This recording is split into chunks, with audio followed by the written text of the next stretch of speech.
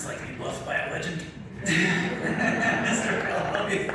Oh boy. Anyway, so the term legend, right? That's thrown around, as far as I'm concerned, rather loosely. You know, there are a lot of legends in the world of poker.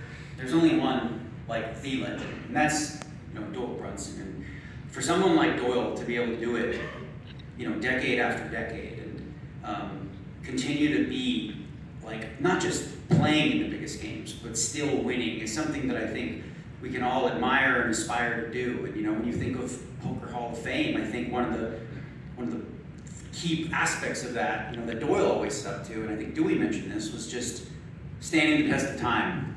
And if he's the barometer, then nobody ever will, because it's just remarkable. I mean, for me personally, I look at the poker world that we have now, and I think back to like when I was a teenager starting to play poker and wanting to make my parents proud of what I do.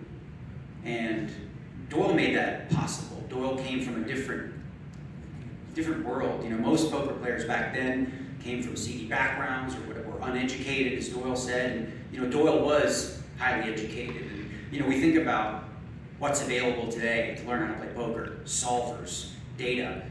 This man was the solver.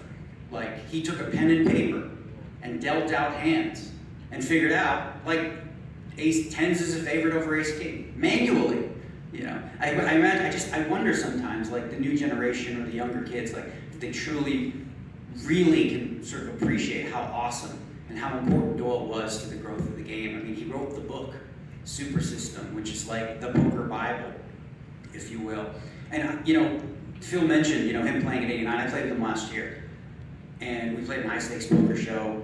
And I've been bluffed by Doyle as well. But I remember thinking to myself, he's getting better. He's getting better. Like, I thought of the Doyle from 8-10 years ago, and he was playing some pots. And,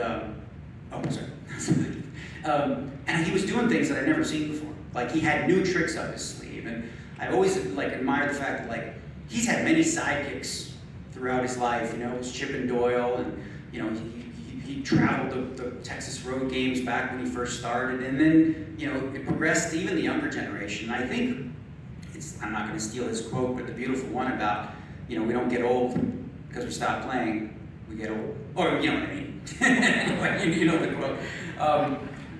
But I just for me, my favorite stories are the ones with Phil Ivey. Right? Because you think of where Doyle came from, the Texas road gambler, and then you see this young kid from, the streets of Atlantic City, and they're sitting at the same table, and they're going at each other, like, just killers, and Gabe talked about the golf thing and the negotiating, and I've seen that firsthand, and it was probably one of the more fun experiences ever going to Shadow Creek. We were supposed to play at 10:30 tee off, and, we do the negotiation thing. E-Dog, they offer him 4 aside. He's like, nope, I need 4.5, whatever. That takes about 3 minutes, and Eric says, okay, whatever you say. Phil and Doyle, we check in with them at 11:30 because they're still arguing over half a shot. It's 12:30. It's 1:30. About 3:30, we decide we're not going to be playing today because they just would not give an inch. And I think there was some just deep admiration and respect that Doyle had for the younger generation. He was never one to sort of look down on them. He always had that respect, and I think that's what contributed to his longevity and his ability to adapt to whatever poker brought to you. And it's been said many times, but I don't think we'll ever see another legend like Doyle Brunson. And I'll miss, playing with him in Bobby's room and the moaning about how he's never won a sports bet in his entire life, But I'm also going to miss that big smile. I believe we have a video here that sort of delves into a little bit about who Doyle Brunson was, the man.